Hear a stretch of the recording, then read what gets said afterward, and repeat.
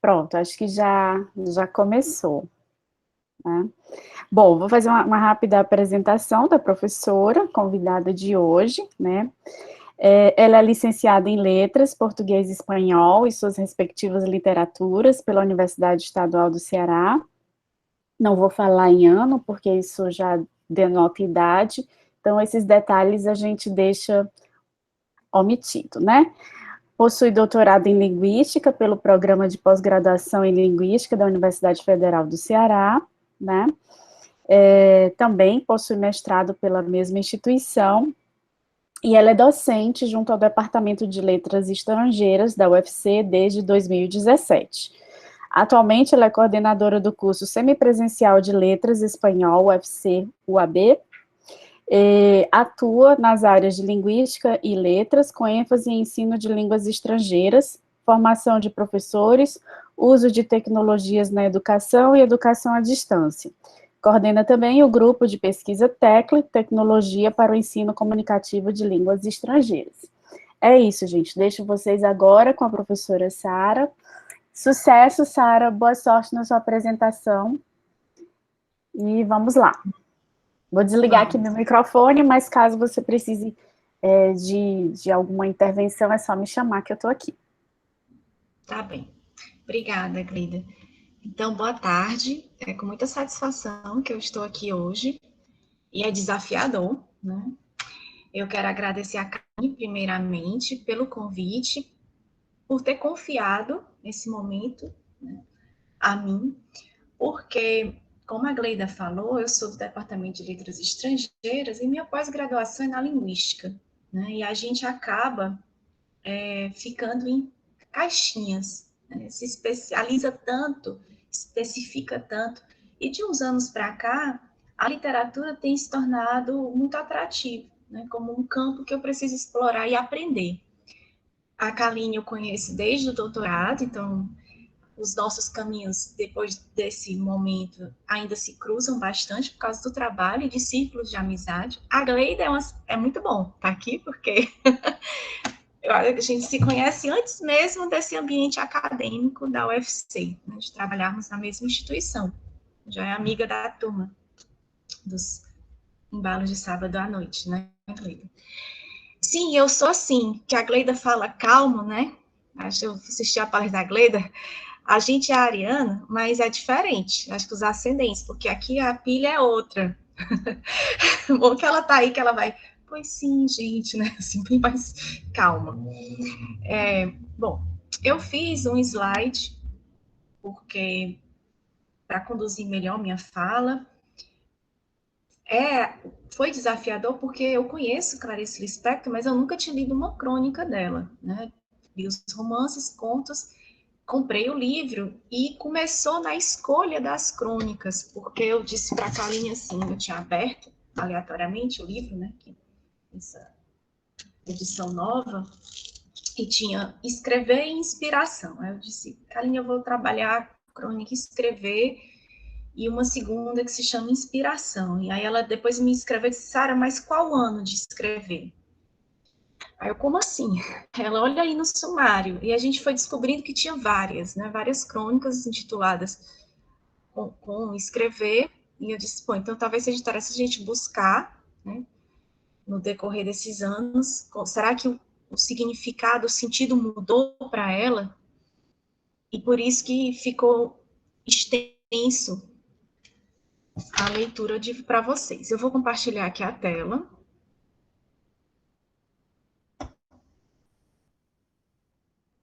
Além disso, eu disse para a Kaline, né? Bom, eu vou misturar um pouco com outras coisas, porque, diferente da Gleida, seus estudos do mestrado e doutorado envolveram a Clarice Lispector, e o segundo autor que eu gosto muito, mas nunca foi minha praia. Bom, agora acho que já está aparecendo. Vocês estão vendo?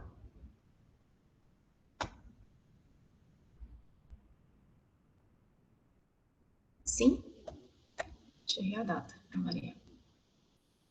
Tá tudo bem até aqui?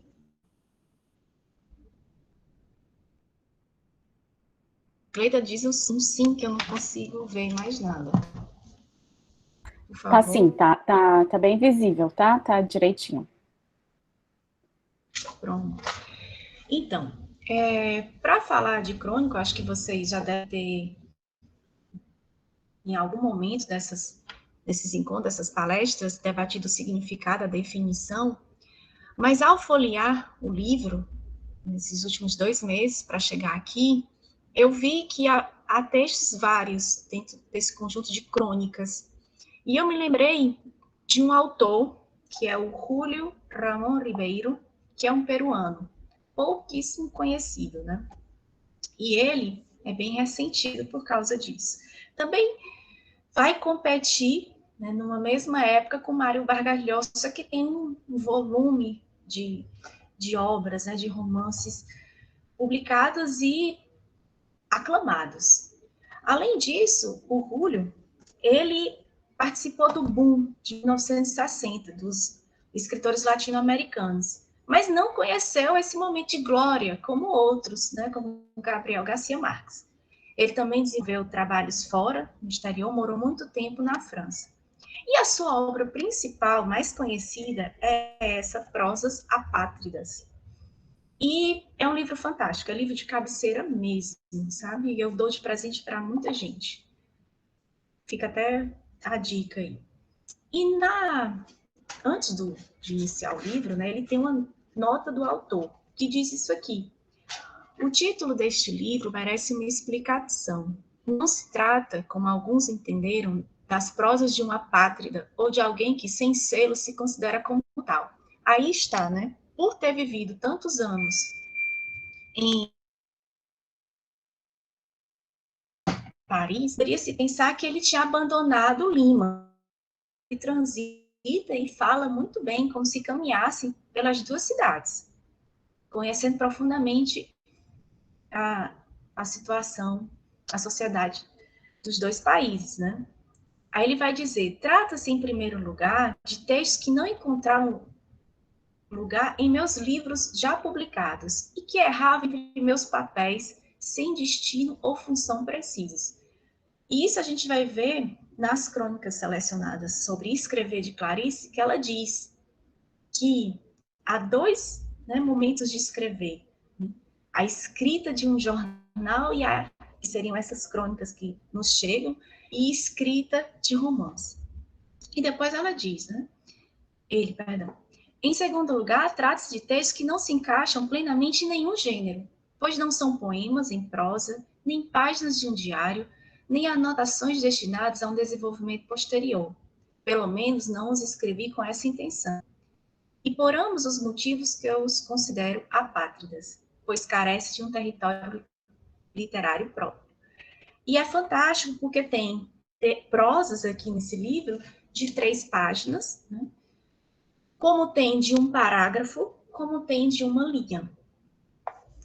E eu acho que a crônica, como gênero, poderia ser retitulada, né, mudar o nome para prosas, né, apátridas também. Ainda nesse percurso de escrever, porque a Kaline tinha me dito da intenção do curso de leitura, né, mediada, de despertar um interesse nos participantes em escrever. Por isso que ela também entrou em contato. Não, gente, que eu escreva nada que preste, né? Mas eu tenho um Instagram que tem crônicas de Sara, que eu me aventuro a escrever. E navegando também pelo Instagram, no Instagram da Biblioteca da UFC, tinha essa publicação do desafio de 30 dias de escrita, que eu achei o máximo. No começo da pandemia, peguei o meu caderno, esse aqui bem bonitinho, a gente sempre tem um caderno bonitinho que a gente inventa de escrever nele. Não sei se vocês estão vendo bem, porque a tela está compartilhada. E comecei, cada dia, escrevendo uma. Não completei as 30 crônicas, ou prosas, mas fiz bastante. Gostaria de fazer com vocês aqui a leitura desses temas, porque são simples, né? Mas nos toca e acho que desperta uma vontade.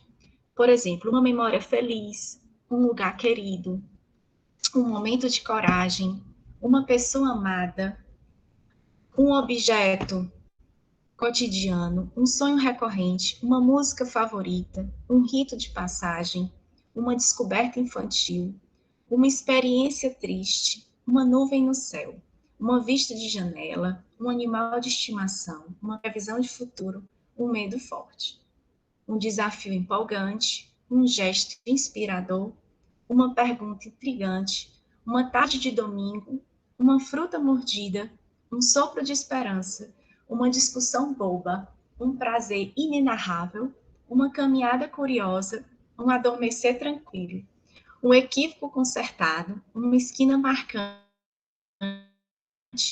um beijo de amor, metáfora para a vida. Esquina marcante para a gente, em inglês, só lá no Benfica mesmo. Daí, desses temas, tem esse Uma Nuvem no Céu. Só um minutinho, Sara. Ontem... A tua apresentação já está suscitando interesse no público e tem gente que pede para que você divulgue o seu Instagram, no qual você escreveu as suas crônicas pessoais, tá? E aí, se você quiser, no finalzinho, deixa aí no chat esse endereço. Tá bom? eu E, boto. assim, Tá. outra coisa que o pessoal tá falando é que volta e meia, e também aqui tá para mim assim, volta e meia corta um pouquinho, tá? Então, sabe o que eu vou fazer, gente? Eu vou tirar minha imagem. Que a Como minha assim? internet não é boa. Não, mas... Aí, é aqui, ó. Vai ficar só a voz? Talvez. Infelizmente. Aqui a minha internet, a não ser que eu converse com a Dona Isadora ali para ela desligar o tablet dela. Quer uma pausazinha? Pedir para a Isadora dar uma pausa lá? Só um minuto, eu vou tentar aqui negociar. A gente te espera. Tá. Pronto, gente, a gente vai aguardar um pouquinho aqui, que ela retorne com a conexão mais rápida, tá?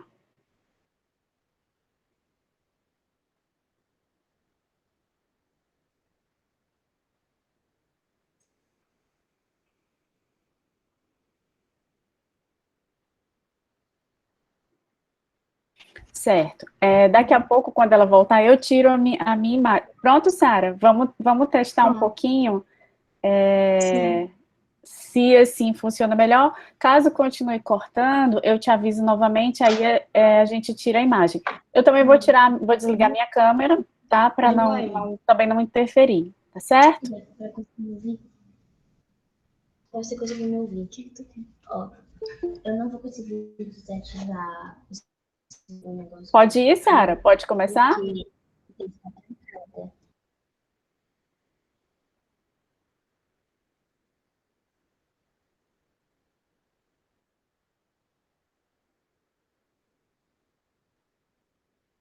Consegue? A Isadora.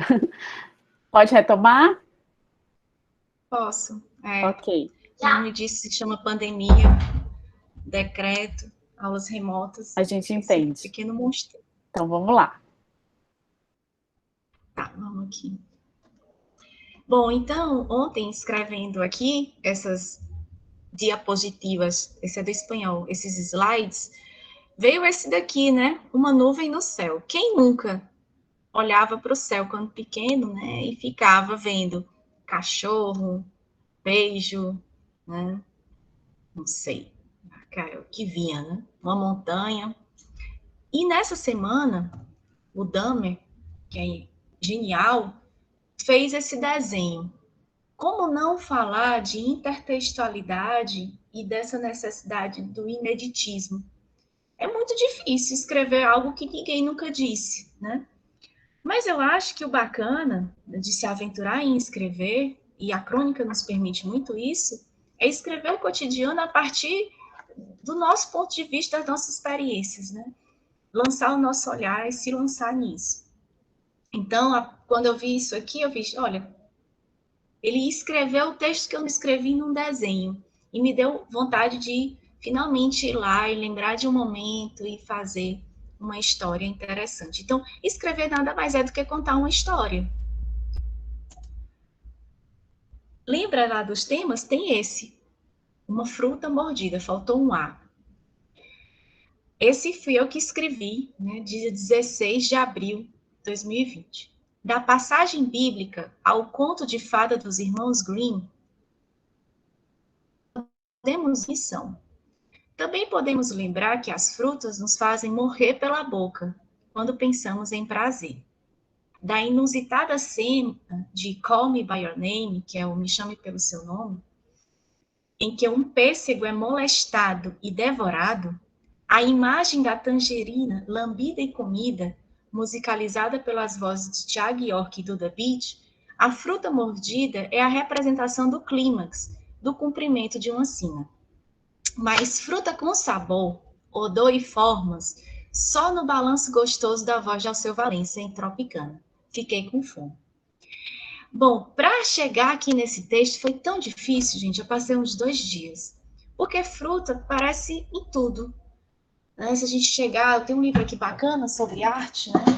Então, há um período da natureza morta, né?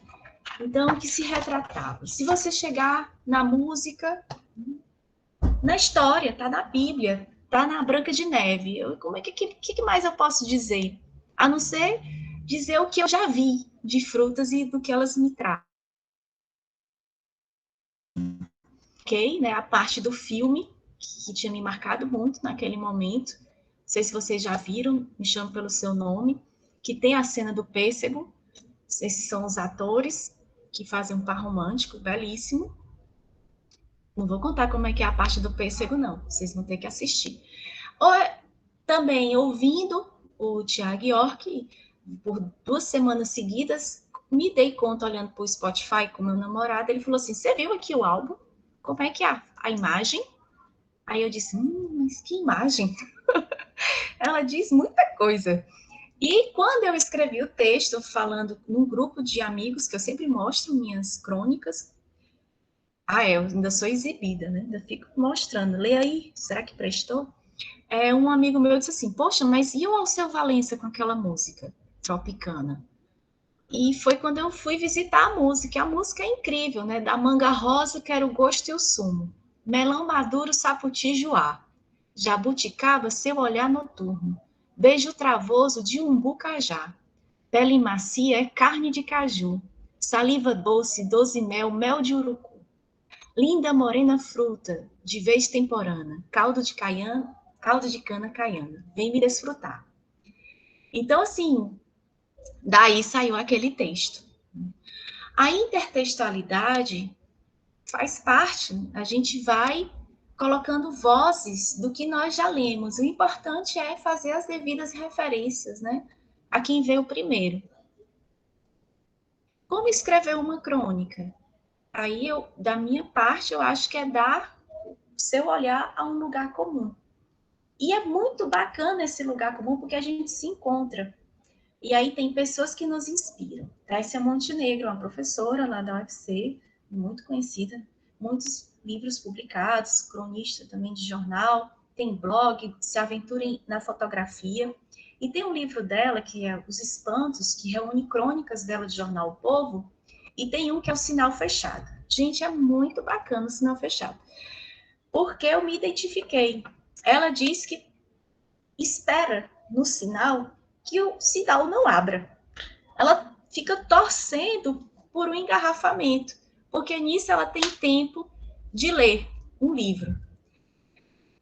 Eu me identifiquei porque eu tento fazer isso. Às vezes a rotina é tão cheia e tem aquele livro que você gostaria de ler, né? Porque a Gleida me dá raiva. Gleida, ela tem um negócio no Instagram dela que ela vai botando assim, 22/2020. Quando você vê, ela já está 60/2020. Eu aqui, no primeiro. Já estamos no mês 2, eu não terminei um livro. Gleida já leu bem uns 25. Não, até então, agora foram 16. Não, mas para fevereiro não terminou, não, amiga. Mas vai dar certo, amiga. Vai. Então, às vezes eu já me peguei no sinal, lendo, e é sufocante, né? E nesse calor de Fortaleza. E ainda tem o terror de você ser assaltado, né? Você não pode estar distraído assim, não, companheiro. Mas é uma aventura e realmente torcendo para o sinal não abrir para eu conseguir terminar aquele parágrafo. E é isso. Então, a gente acha que não consegue fazer e tem outras pessoas que têm um olhar semelhante e vai lá e faz o que você não teve aquela coragem. Clarice Lispector, cheguei finalmente nela. Vocês achavam que eu não ia conseguir chegar, né? Como eu disse, não vou falar da vida dela, eu vi assisti alguns vídeos e vi que isso já foi dito aqui. A minha impressão como leitora é entrar num labirinto. Essa metáfora do labirinto também já é conhecida, o Jorge Luis Borges utiliza, né, tem um conto dele muito forte para falar da biblioteca como um labirinto, em termos de conhecimento. Mas o que eu sinto ao ler Clarice e dizer que ela é para mim um labirinto, por ser afoita, né, e desejar chegar ao fim e desvendar. E acabo não vendo o percurso ou as paredes. Eu gostei também desse labirinto da imagem, porque é de plantas, né? E a Gleida disse isso também, que a gente vai relendo os textos e vai descobrindo coisa nova. Então, a gente passa naquela parede uma primeira vez aqui de planta, né? E tá pequeno, e talvez num outro momento, com outra maturidade, aquele outro percurso, aquela parede já tá maior, né? Mais robusta. E a gente já vai ver coisas diferentes. Então, por isso que é desafiador, é um labirinto. A gente, nessa angústia de chegar ao fim, a gente perde, às vezes esquece do prazer de ver o percurso, ver as paredes dessa obra. Sobre os textos, né? Vou tentar traçar aqui, vou ler e vou comentar os pontos que eu encontrei. Então, nessa primeira crônica de 68, ela diz assim: eu disse uma vez que escrever é uma maldição. Não me lembro por que exatamente eu disse, e com sinceridade. Hoje repito, é uma maldição, mas uma maldição que salva. Então, a gente, normalmente, ao lançar um texto, de alguma forma nós planificamos. Vem do espanhol, viu, gente? Seria o planejamos.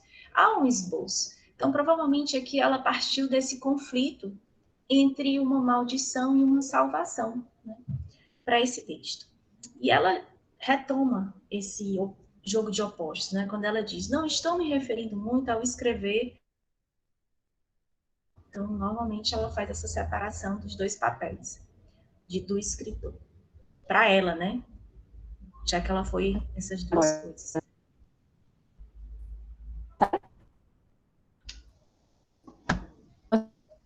Tá falhando? E aí, no caso de falhou um pouquinho no caso de ligar a câmera.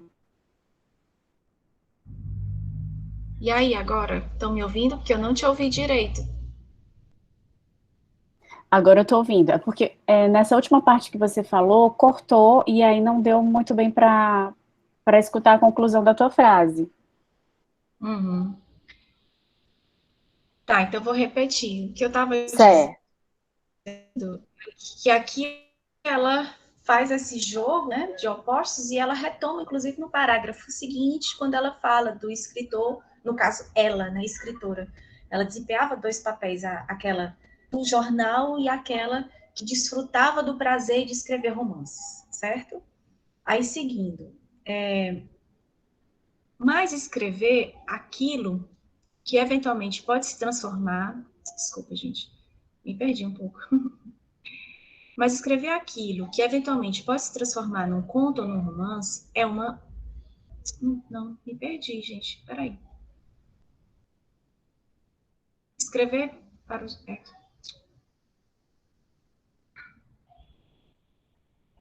Eu disse, não estou me referindo muito a escrever para jornal, mas escrever aquilo que eventualmente pode se transformar num conto ou num romance. Agora sim. É uma maldição porque obriga e arrasta como um vício penoso, do qual é quase impossível se livrar, pois nada o substitui, e é uma salvação. Então, essas escolhas do vocabulário, né? Então, a maldição se liga muito a essa outra palavra, que tem uma conotação muito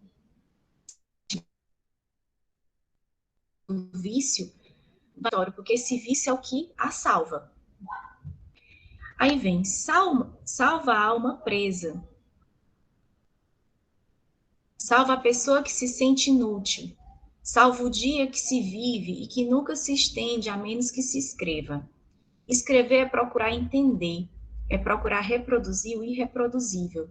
É sentir até o último fim o sentimento que permaneceria apenas vago e sufocador. Escrever é também abençoar uma vida que não foi abençoada. Então, tentando desvendar aqui, eu entendi que o ato de escrever para ela, nesse momento, nessa primeira crônica aqui, seria um ato libertador. E a liberdade está nessa satisfação do respirar. Essa palavra sufocador vai aparecer mais adiante, vocês vão ver. Né? E quando ela fala do entendimento, eu acho que só a liberdade nos dá a plenitude. Porque enquanto você se sente oprimido, engasgado, né, você não é quem você gostaria de ser. Então, ela, ao lançar-se na escrita dos seus romances, era como ela se desvendasse, se desvelasse também. Aí vem, que pena que só sei escrever quando espontaneamente a coisa vem. Fico assim à mercê do tempo. E entre um verdadeiro escrever e outro podem se passar anos. Lembro-me agora com saudade da dor de escrever livros. Essa dor eu nem vou comentar agora, porque a gente vai ver na crônica seguinte, de 1970. Mas aqui, quando ela fala de podem passar anos, eu entendi como momentos, né, que são saltos.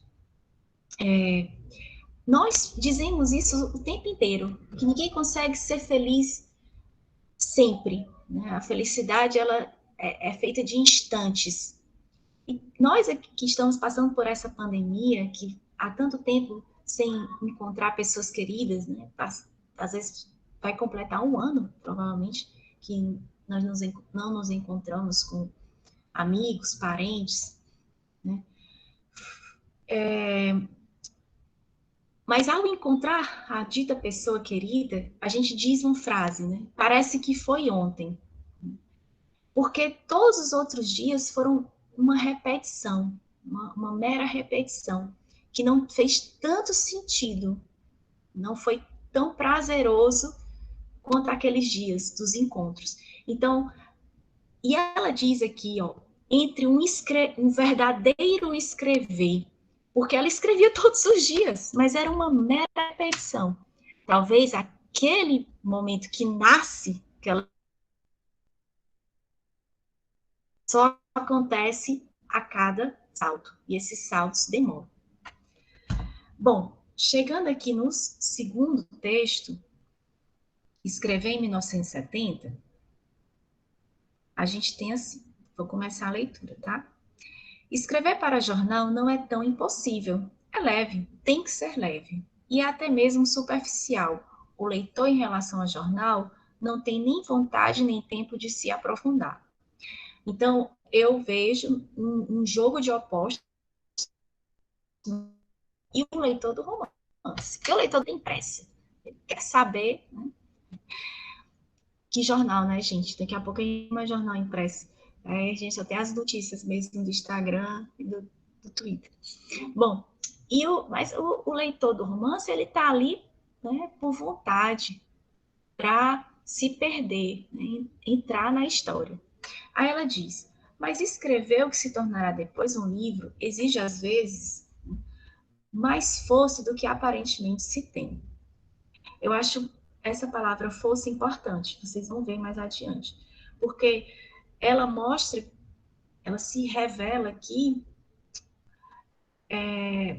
um pouco, ela vai dizer da sua metodologia, mas ela revela que escrever para ela é um trabalho árduo, solitário. Mas eu vou chegar lá, seguindo aqui. Sobretudo quando se teve que inventar o próprio método de trabalho, como eu e muitos outros. Quando conscientemente, aos 13 anos de idade, tomei posse da vontade de escrever, eu escrevia quando era criança, mas não tomara posse de um destino. Quando tomei posse da vontade de escrever, vi-me de repente num vácuo. E nesse vácuo não havia quem pudesse me ajudar. Eu transformei um pouquinho aqui a metáfora do vácuo no mergulho. Você se lançar para algo que você ainda não vê, porque ela diz de um destino que ainda não era traçado. O vácuo também foi uma boa escolha porque não tem som, não tem matéria, e revela um pouco da solidão. Eu vejo essa solidão e até entendo, se hoje em dia nós temos grandes escritoras, mas pensando nos escritores homens, o número ainda de mulheres, né, é inferior. Imagine na época dela. E da sua forma de escrita, né? Com quem então ela dialogaria? Talvez a Gleida pode até nos dizer se ela tinha confiança em pessoas ideias, né, nesse processo. Ela era muito amiga Bom, da Lígia Fagundes Telles e também bem próxima da Nélida Pinhon. então já acredito que, claro que tinha, mas eu acho que são círculos muito pequenos. Se a gente vê hoje, né, o quanto que a gente leva para conseguir fazer ainda coisas, imagine há 50 anos atrás. Então, voltando aqui, eu mesma, que me erguer de um nada. Tinha eu mesma que me entender, eu mesma inventar, por assim dizer, a minha verdade. Comecei e nem sequer era pelo começo. Os papéis se juntavam um ao outro, o sentido se contradizia, o desespero de não poder era um obstáculo a mais para realmente não poder. Aí vem a história interminável que então comecei a escrever com muita influência de O Lobo da Steppe, de Hermann Hesse. Que pena eu não ter conservado. Rasguei, desprezando todo um esforço quase sobre-humano de aprendizagem, de alto, né, conhecimento.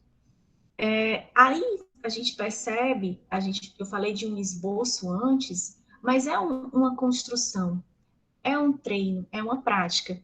E o trabalho de escrita tem o ânimos, né? Aquele ânimo de um dia que é diferente do outro, talvez dias mais produtivos, outros nem tantos, e a gente vai criando peças.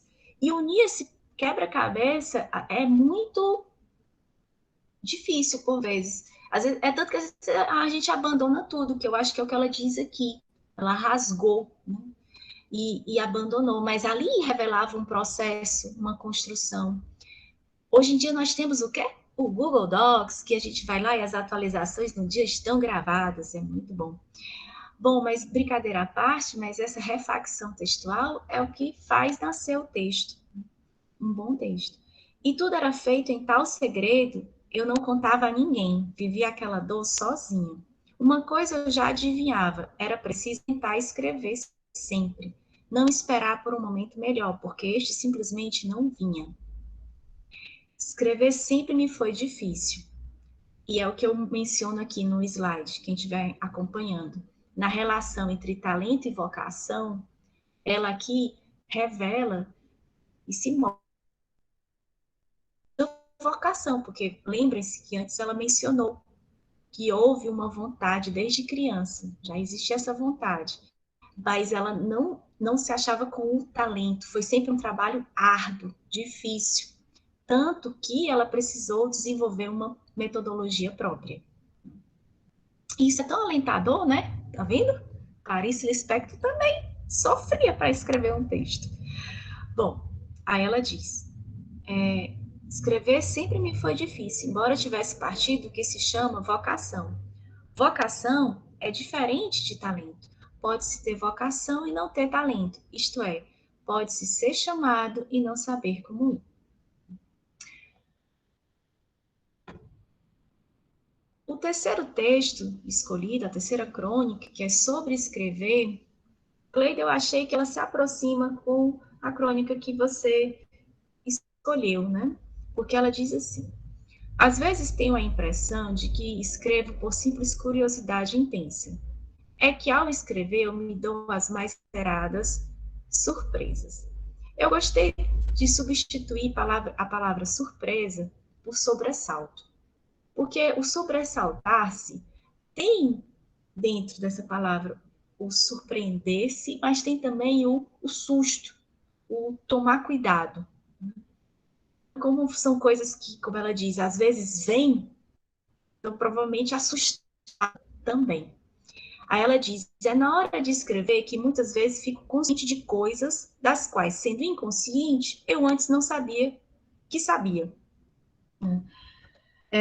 Então, eu acho que aqui, quando ela diz isso, né, o tornar-se consciente, Às vezes a gente só observa o que quer dizer depois de dizer.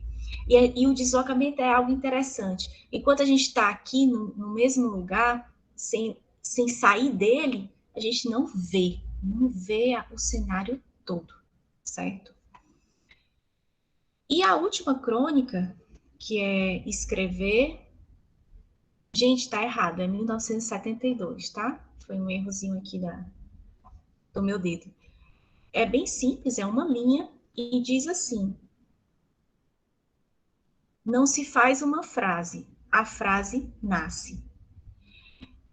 E eu digo que interpretar isso aqui já estava na crônica de 68, quando ela diz: que pena que só sei escrever quando espontaneamente a coisa vem. Então a frase, ela nasce de repente, como aquela sensação de, né, um momento você conseguir respirar, e finalmente ela respira, e finalmente ela está plena, e finalmente ela alcança o entendimento. O último texto, a última crônica, é inspiração. E aí ela ficou por último porque ela é tão rica, né? É bem legal da gente discutir. Vou aqui nesse ritmo, tá, pessoal? Lendo e olhando aqui para o meu slide, para as minhas ideias malucas. Então tá. A inspiração. O busto grande, quadris largos, olhos castos, castanhos e sonhadores. Já vi essa mulher, né? Uma mulher grande, robusta, parideira. Essa teve filhos. Uma vez ou outra exclamava, disse com ar alegre, aflito, muito rápido, como para que não a ouvissem totalmente. Acho que eu não podia ser escritora, sou tão resumida.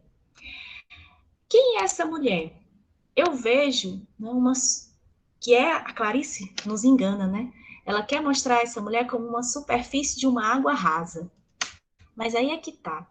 Sabe? Quando tá aquela água paradinha, você pisa e seu pé afunda, é essa mulher aqui.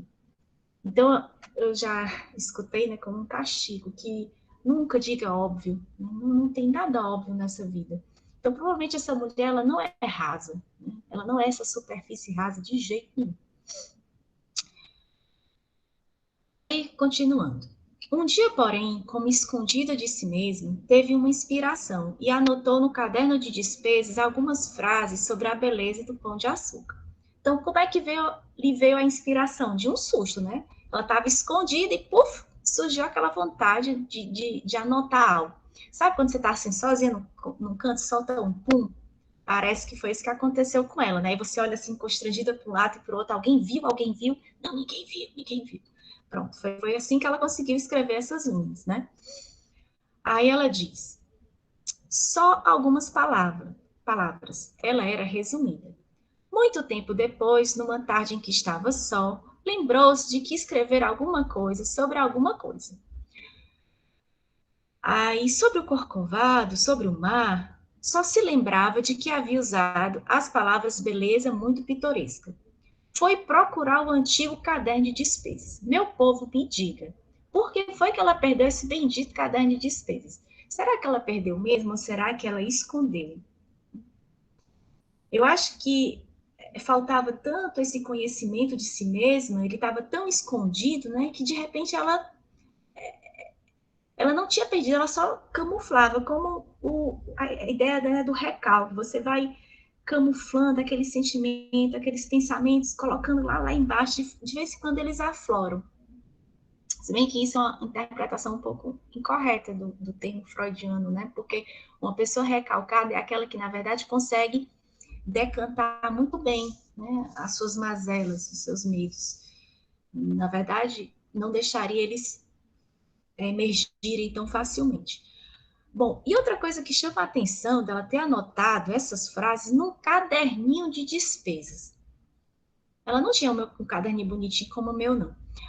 Mas aqui a gente chama de casa, que ela é responsável pelo orçamento doméstico. E pior, ela presta contas. Deve ter a figura do marido, provedor, e que ela vai ali prestando conta. Aí ela diz: foi procurar o antigo caderno de despesas por toda a casa, móvel por móvel. Abria caixas de sapatos na esperança de ter sido tão secretiva quanto a sua inspiração, a ponto de guardar o escrito revelador de sua alma numa caixa de sapatos.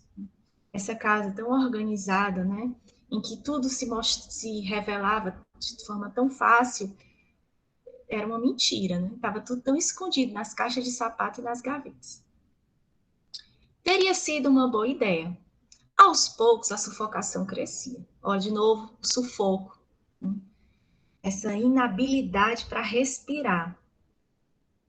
Ela passava a mão pela testa. Agora era mais do que o caderno de despesas que ela procurava. Procurava o que a inspiração lhe ditara. Vejamos, paciência, procuremos de novo. Então, a busca pelo caderno era, na verdade, uma necessidade de encontrar a si mesmo. E ela jogava com isso. Né? Era tão difícil de si mesma, né, que ela escondia e depois lembrava que ela existia. E saía em busca dela mesma de vez em quando. O que estaria escrito no caderno? Lembrava-se de que era algo muito espiritual, sobre alguma coisa pitoresca. Gente, quem que usa a palavra pitoresco numa frase? Por quê? Será que isso cabe mesmo? Né? E ela achava essa palavra o máximo. Aí mostra também a sua simplicidade, e que é muito comum. Às vezes, uma pessoa mais simples, né, empregar uma palavra num contexto inadequado por achar aquela palavra bonita. Aí vem. Pitoresco era para ela o máximo. Procuremos. É questão de força de vontade. É questão de ir e pegá-lo.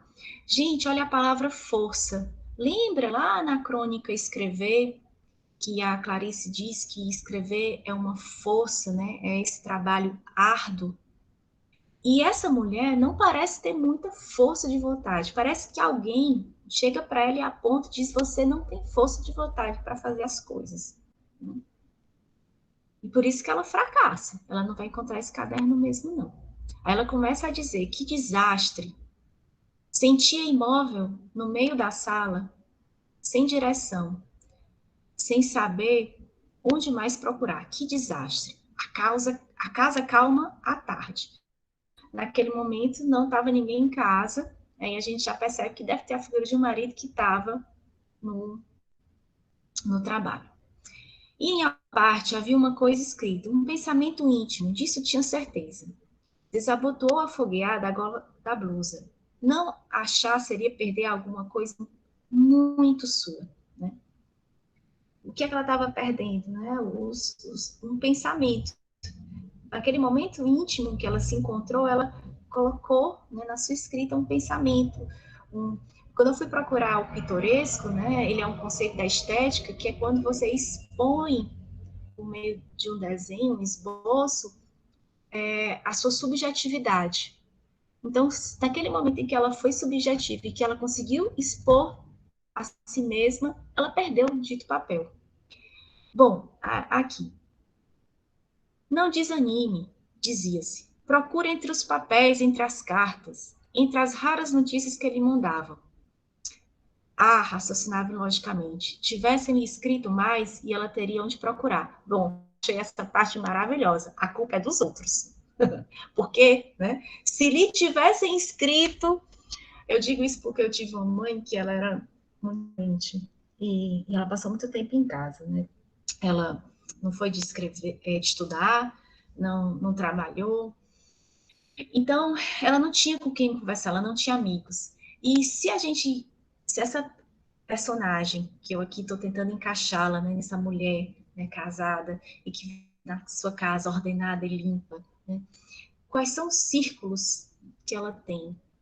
Provavelmente os amigos do marido, os pais, né, os amigos do filho, mas porque quando você não se envolve no ambiente de trabalho, numa atividade cultural, artística que seja, um esporte, você acaba sem vínculos com outras pessoas, né? O seu mundo se torna muito as suas experiências imediatas, e é mais ou menos aqui. Então ela diz assim, bom, se outras pessoas tivessem escrito, mas poxa, mas parte de você, né? Você não travou esses vínculos, você não criou elos também.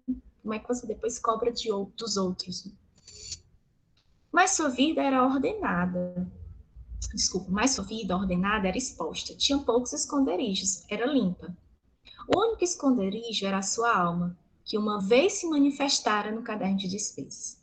Mas que felicidade ter móveis, caixas onde encontrar por acaso. Uma vez ou outra procurava de novo. Então, isso daí, essa vida dela, eu coloquei aqui uma vida assim, desordenada e resumida. Ela vivia esse processo muitas e muitas vezes, né? De se perder e de se encontrar. Porque é difícil, né? Você dar conta. Eu até anotei aqui, gente. Quando esse negócio de você querer dizer algo e não conseguir dizer. Sabe aquelas conversas que alguém chega para você e diz assim, eu quero te dizer uma coisa, você diz logo assim, não diga não, porque dá até medo do que a outra pessoa vai dizer? Eu acho que é o que essa mulher passava todos os dias. Tipo, eu escrevi um negócio íntimo, que dizia algo de mim, mas eu acho que eu não quero encontrar isso que eu escrevi, porque eu não quero saber novamente o que eu uma vez pensei. E é isso, porque às vezes quando você diz algo para alguém ou alguém lhe diz, lhe fere, e ninguém gosta de se machucar. Desculpa, gente, aqui o celular bloqueou. Pronto, só para terminar aqui a leitura do texto. De vez em quando, se lembrava do caderno de despesas num sobressalto de esperança. Até que depois de alguns anos, um dia ela disse, modesta, quando eu era mais moça eu escrevia. Gente, foi uma vez que tudo isso aconteceu, né? E é um final muito triste, né? Revela a tristeza do que se queria ser e não se foi. E tem tanta gente que fala essa frase, né? Ai, eu fiz. Não fez nada, gente, foi uma vez. Mas foi tão incrível aquela vez. E ela já falou tanto dessa experiência que parece que ela fez várias vezes. Aquela viagem ela foi feita muitas vezes, porque ela já contou tanto que a memória já nem se sabe mais o que é real. Né? O que ela lembra ter vivido ou o que realmente ela viveu. E eu lembrei da frase do Renato Russo, porque mentir para si mesmo é sempre a pior mentira. E é o que ela acaba dizendo aqui, né? Quando eu era moça, eu escrevia. Mas no texto ela diz assim: acho que eu não podia ser escritora. Sou tão resumida, né? Ela nem encontraria as palavras. E é isso, pessoal. Meu graças aqui do espanhol para vocês. Deixa eu habilitar aqui minha câmera.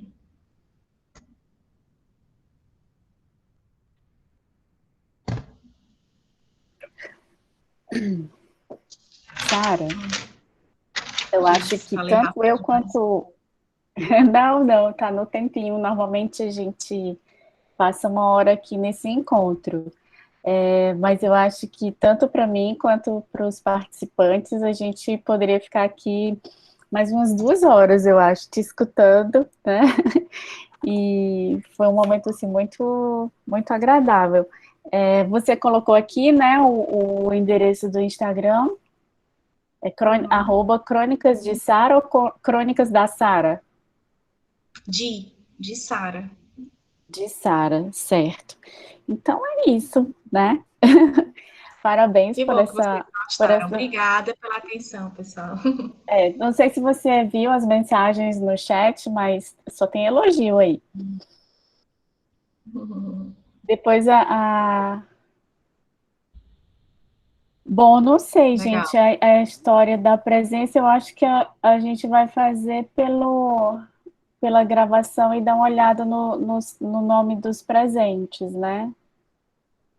Acho que fica assim, porque a Kaline não me passou nenhuma instrução nesse sentido, mas eu acho que dá para ela depois ver direitinho os participantes, tá? Então, eu queria parabenizar a Sara por essa aula conversa, né? Com tantas referências bacanas, né? Não só sobre a Clarice, mas sobre outros autores, né? Cada um traz a sua bagagem, né? E ela trouxe a sua bagagem de professora de língua hispânica. Queria também agradecer a todos os participantes, agradecer mais uma vez ao convite, né, da Kaline, que me deu essa oportunidade de estar aqui com vocês hoje à tarde, né? E aí, na próxima semana, ela volta com outro convidado muito especial, né? Alguém que traga também uma outra contribuição para o entendimento da obra da Clarice Lispector. Desejo a todos vocês uma boa tarde, se cuidem, se puder fiquem em casa. Estou parecendo apresentadora de programa, né? Mas assim, se cuidem, fiquem em casa, usem máscara, tá? Não se exponham de forma aleatória, sem cuidados, Gratuita. tá? Que é para a gente poder seguir junto até o final desse bloco de crônicas, né, que a Kaline organiza com tanto capricho. Quer falar mais alguma coisa, Sara? Eu queria agradecer a você, Cleide, né? Que é uma mediadora boa, essa que é de casa. E a Kaline, que acreditou, né? Veio com esse convite. Ela, outra Ariana, viu, gente? Imagina as três aqui dentro e ia tocar fogo nesse lugar. É muito fogo junto. Então é isso. Então tá, gente. Um grande beijo para vocês. Fiquem bem, se cuidem e até o próximo encontro, até o próximo convite, né? Se a Kaline me chamar, Sim. tô por aqui. Tá bom? Também. Beijo, Tá bom. Sara. Beijo. Tchau, gente. Tchau, pessoal. Tchau. Tchau.